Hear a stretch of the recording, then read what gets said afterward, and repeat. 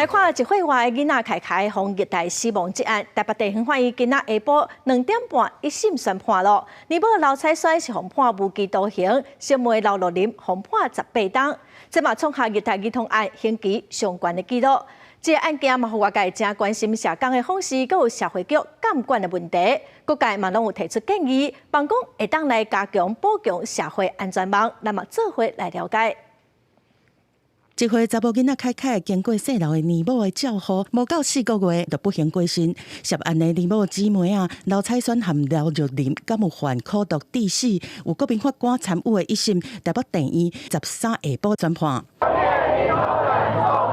不管法院规定还是一岁游行，民众真侪摆去伫街仔路自发性替凯凯来声援，尤其这摆社会各界是关注。有外界有政府的人要去访视可以介入的一个个案，这么长的时间却没有任何一个人进入介入，保姆也确实需要去受训练。来看这个案件，今年9月，凯凯经过儿福联名的转介，互细楼的年母来接手安置。今年12月，无等甲互收养，颠倒是相当死亡。在案发的时阵，年母佫讲，凯凯是一零死亡的。2名的姓陈的社工涉嫌访视失职，事后佫假造记录互起诉。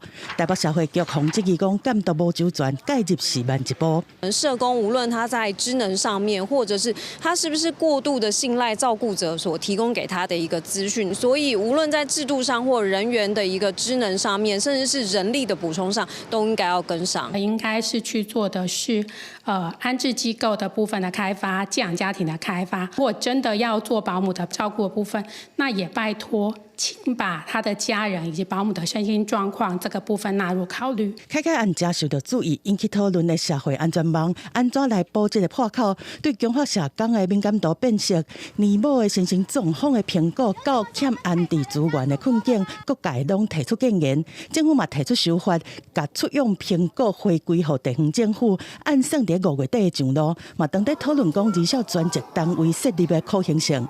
公司新闻综合报道。